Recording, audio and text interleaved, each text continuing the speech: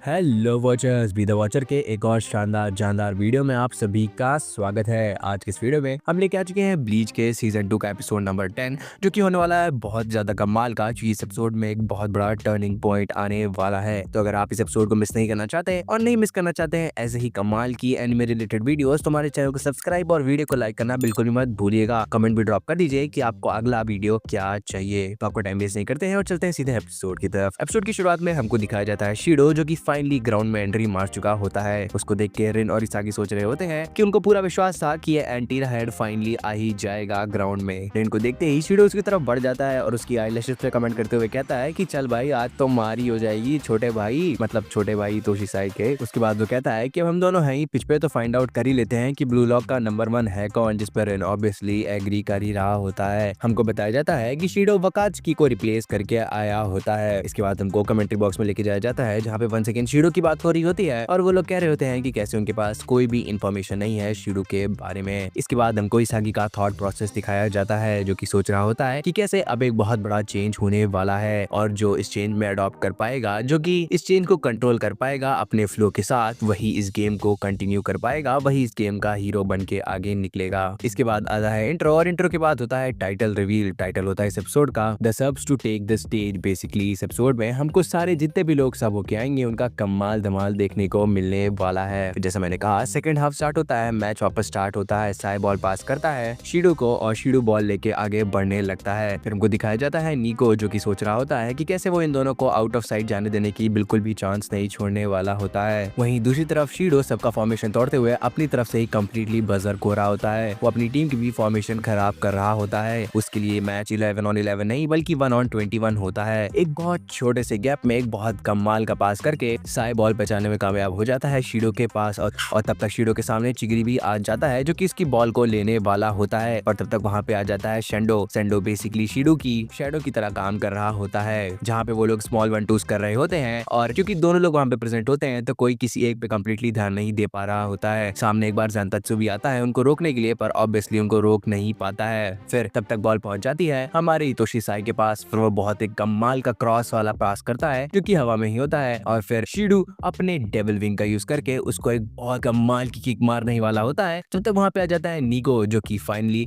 अपनी टो की मदद से बॉल को क्लियर करने में कामयाब हो जाता है। और उसी बीच में उसके पैर में भी थोड़ी सी चोट लगी जाती है, पर इसके बदले फिर भी उसको एक येलो कार्ड मिल जाता है। वहीं शीडो दूसरी तरफ गुर्रा रहा होता है और वो नीको की पिटाई करने के लिए तैयार होता है, जिसपे साई कहता है कि तुम अगर इतनी छोटी सी बात पे अपना करियर खराब करने के लिए तैयार हो तो फिर जो तुम्हें मन कहे वो कर लो, पर मैं तो कहूंगा कि तुम ऐसा कुछ भी ना करो। फिर वापस हमको दिखाया जाता है कि बात कर रहे होते हैं इसागी और नीको, जहाँ पे नीको उसको समझा रहा होता है कि उसने क्या किया, कैसे किया और कैसे वो शीडो को भले रोकने में कामयाब हो तो पाया था, पर वो भी केवल और केवल येलो कार्ड की कीमत पे। इसागी बहुत ज्यादा इंप्रेस होता है नीको से और वो उसकी इंजरी भी नोटिस करता है, पर नीको कहता है कि वो अभी खेल सकता है, वो अभी खेलना चाहता है। उसको पता है कि वो स्ट्राइकर नहीं बन सकता। उस दिन जब वो लोग आखिरी बार पहली बार मिले थे, उस दिन के बाद से कभी भी नीको ने अपने अंदर बदलाव लाने से पीछे नहीं हटा है और इसी कारण से वो आज इतना आगे पहुंच पाया है। फिर सब लोग जापान के चैंट्स लगा रहे होते हैं, जो आपको बैकग्राउंड में इपोन के चैंट्स सुनाई दे रहे हैं, वो बेसिकली जापान ही है। सब लोग साई की फ्री किक के लिए तैयार होते हैं। सबको पूरा विश्वास होता है कि साई ये फ्री किक लेगा। शीडो खड़ा होता है बॉल के सामने और वो भी तैयार होता है अपनी फ्री किक डिलीवर करने के लिए। तब तक साई उसको थोड़ा सा कोचिंग देने लगता है। साई कहता है कि तुम्हें एक ऐसा मूव पुल ऑफ करना होगा जिसको तुम विजुअलाइज भी कर सको और जिसको तुम फिजिकली भी कर सको, और तभी तुम जाके एक अल्टीमेट मूव कर पाओगे, एक किलर गोल निकाल पाओगे, एक mega superstar stunt pull off कर पाओगे। इसके बाद बॉल की तरफ दौड़ने लगता है शीडो, पर वो बॉल को कंप्लीटली मिस करते हुए उसके आगे निकल जाता है एक फेक आउट करते हुए। तब तक तोशिसाई आता है, जो कि ऑब्वियसली किक करने वाला होता है बॉल को। सबको लगता है गोल की तरफ, पर चिगरी को सबसे पहले रियलाइज होता है कि बॉल गोल की तरफ नहीं जाएगी बल्कि ये पास होगा शीडो के लिए ताकि वो गोल कर सके। तो उसको इंटरसेप्ट करने के लिए चिगरी दौड़ पड़ता है, पर इससे पहले कि वो हेडर कर पाए वो 1 इंच शॉर्ट रह जाता है बॉल तक पहुंचने के लिए और वो बॉल सीधे जाके गिरती है शीडो के पास। और शीडो अपने कमाल की फ्लेक्सिबिलिटी, स्ट्रेंथ, पावर को यूज करके एक बहुत कमाल की किक यूज करता है, जिसका नाम वो देता है ड्रैगन ड्राइव, और वो किक सीधे लैंड करती है गोल के अंदर और सबको हक्का बक्का करते हुए स्कोर हो जाता है 2-2। सब लोग खड़े होकर चीयर करने लगते हैं। वो बंदा जो अपनी गर्लफ्रेंड के साथ आता है वो तो पगला ही जाता है और साथ में उसकी गर्लफ्रेंड भी पगलाने लगती है। पूरी दुनिया नंबर 13 के शीडो के इस गोल से एकदम कमाल से स्तब्ध होती है। ओलिवर आइको भी कहता है कि ये लोग तो कमाल का खेल रहे हैं। वो लोग इस सेटअप की बहुत अच्छे से तारीफ भी कर रहे होते हैं, जहाँ चिगरी पूरी स्पीड से दौड़ने के बावजूद भी बॉल को नहीं रोक पाया होता है। इसके बाद हमको इसागी दिखाया जाता है जिसको रियलाइज हो रहा होता है कि ये सब कितना ज्यादा कमाल का, क्योंकि जहाँ पे इतोशी साई को एक ही इंस्टेंट में ये सब समझ में आ गया कि कैसे उसको बॉल को कहाँ हिट करना है, कितनी छोटी जगह से निकालना है और वो पास शीडो के पास पहुंचाना है। वहीं दूसरी तरफ शीडो को भी समझ में आ गया कि उसको उस बॉल के साथ क्या करना है। इसके बाद हमको एक थोड़ी सी चिट चैट भी दिखाई जाती है शीडो और इतोशी साई के बीच में, जहाँ पे शीडो बीइंग शीडो उससे कहने लगता है कि यार तुम तो यार बहुत अच्छे हो यार,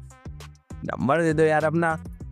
जिस पे वो कहता है कि चल ठीक है, अगर तुम हैट्रिक कर दोगे तो नंबर दे दूंगा। जिस पे वो लोग प्रॉमिस करके वहां से कट लेते हैं। पर अभी दुविधा का समय चल रहा होता है ब्लू लॉक के लिए, क्योंकि चिगरी पड़ा होता है ग्राउंड पे, उसके पैर जवाब दे चुके होते हैं इतनी स्प्रिंटिंग करने के बाद, जिसकी उसको कोई भी आदत नहीं होती है। वो एकदम से यूजलेस हो चुका होता है। और सेम हो चुका होता है हमारे निको के साथ, क्योंकि उसके भी पैर में चोट जो लग गई होती है। चिगरी सोच रहा होता है कि काश उस समय उसने गिव अप ना किया होता, काश उस समय जब उसने ट्रेनिंग छोड़ दी थी उस समय ट्रेनिंग ना छोड़ी होती। पर अब बहुत देर हो चुकी होती है, क्योंकि नंबर 3, नंबर 4 यानी कि हमारे चिगरी और निको को सब कर दिया जाता है नंबर 14 और नंबर 16 के लिए, यानी कि मिकागे रियो और हियोरी यो के लिए। जाते जाते चिगरी से हियोरी कहता है कि तुमने बहुत अच्छी स्प्रिंटिंग की, और सब लोग चिगरी के लिए तालियां भी बजा रहे होते हैं। चिगरी बहुत ज्यादा दुखी होता है और दुखी होते वो सीट पे बैठ भी जाता है। उससे ईगो कहता है कि अगर तुम रो ही रहे हो तो इससे अच्छा तुम अपनी बॉडी को इतना केबल बना लो कि तुम फाइनल मूवमेंट तक मैदान में खड़े रह सको। खैर ये चेंज बहुत ज्यादा जरूरी भी था, क्योंकि सारा मूवमेंट शिफ्ट हो चुका होता है अंडर 20 टीम की तरफ। फिर इसके बाद हमको एक छोटा सा मूवमेंट दिखाया जाता है रियो और नागी के बीच में भी, जहाँ पे रियो कह रहा होता है कि मुझे तुम पे पूरा भरोसा है कि तुम एक और गोल कर सकते हो, जिस पे नागी कहता है कि ऑब्वियसली कर सकता हूँ। और नागी को भी पूरा भरोसा होता है कि फील्ड पे एक न एक बार रियो वापस आएगा ही। इसके बाद हमको हियोरी का कमाल दिखाया जाता है। हमको समझाया जाता है कि हियोरी कोई ऐसा बंदा नहीं है जो कि एकदम से मिरेकल्स परफॉर्म करता है, पर वो बहुत ज्यादा कोल्ड है, उसके कंट्रोल बहुत ज्यादा कमाल का है, और उससे ज्यादा उसके कमाल की है पासिंग, पर सबसे ज्यादा कमाल की है उसकी टैक्टिक्स। वो एक टैक्टिशियन है जो कि बहुत ज्यादा रिलेटलेस है, जो कि बहुत सारे ऑप्शंस क्रिएट करता है और कमाल की चीजें बाकी लोगों के साथ करके दिखाता है। तभी वो बॉल पास करता है करासु को, करासु उसको बॉल पास करता है और फिर वो वंस अगेन बॉल पास कर देता है नागी को। नागी गोल करने वाला होता है, तब तक उसके सामने वो बंदा आ जाता है जिसको नागी बुलाता है डोबरमैन वाला कुत्ता। इससे पहले कि वो बॉल को इंटरसेप्ट कर पाए, नागी खुद बॉल को छोड़ देता है और वो बॉल चल जाती है सीधे इसागी के पास। इसागी अपना राइट फुट उठाता है एक कमाल का डायरेक्ट शॉट मारने के लिए, पर उससे पहले उसके बीच में आ जाता है ओलिवर आइको। आइको कहता है कि तुम चोर साले, तुम्हें क्या लगा कि तुम एक गोल चुरा ले जाओगे, ऐसा कुछ भी नहीं होने वाला है। इसके बाद वो बॉल को क्लियर कर देता है। इसके बाद वंस अगेन हमारा इसागी स्तब्ध हो जाता है, पर इनके पास मौका कहाँ है, क्योंकि अब काउंटर अटैक वापस चालू हो गया होता है। अब बॉल होती है अंडर 20 टीम के पास और वो लोग बॉल लेके आगे बढ़ रहे होते हैं। डिफेंस एकदम से तैयार होता है, आर्यू और चिगरी बॉल को एकदम ध्यान से देख रहे होते हैं। फिर हमको इस मैच में मिकागे रियो का रोल समझाया जाता है। रियो आया होता है सिर्फ और सिर्फ शीडो को स्टॉप करने के लिए, और इसकी प्ले स्टाइल जो की थी कमेलियन प्ले स्टाइल, वो काम में आने वाली होती है। कैसे, वो हमको भी कुछ ही क्षणों में पता चलेगा। रियो कॉपी करता है 99% एक्यूरेसी के साथ ओलिवर आइकू का वो स्नेक वाला डिफेंस मूव, और इसी के साथ साथ बॉल को क्लियर कर देता है। और बॉल क्लियर करने के बाद जी भी दिखा देता है शीडो को, और इसी के साथ साथ ये एपिसोड खत्म हो जाता है। जैसा हमको पता है कि ब्लू लॉक के एपिसोड्स तो मतलब हैं तो अच्छे ही, other than the animation part, तो ये एपिसोड भी देख के मुझे बहुत ज्यादा ही खुशी हुई, स्पेशली हियोरियो को। मुझे पता है कि हियोरी थोड़ा सा नया कैरेक्टर है, तो फिर और किसी को इतनी फर्क नहीं पड़ता है, पर क्योंकि मैंने बहुत मांगा भी फॉलो किया है, तो आगे भी चल के हियोरी बहुत अच्छा कैरेक्टर हो जाता है। तो I am telling you guys कि हियोरी पे नजर बनाए रखिएगा। हियोरी कोई ऐसा नल्ला बेरोजगार कैरेक्टर नहीं है जिसको आज इंट्रोड्यूस करके कल भुला दिया जाएगा। वो आगे चल के एक बहुत बड़ा सा स्टार होने ही वाला है। और वंस अगेन मिकागे रियो को जब भी मौका मिलता है अपने आप को साबित करने का, तो फिर वो अपना पूरा जी जान लगा देता है, और उसने ये क्लियर करके फिर से साबित कर दिया है किस लिए वो नागी के साथ खड़े होने के लिए तैयार है, तैयार था और तैयार रहेगा। तो फिलहाल के लिए इस एपिसोड में इतना ही guys. Thank you for watching and be the watcher.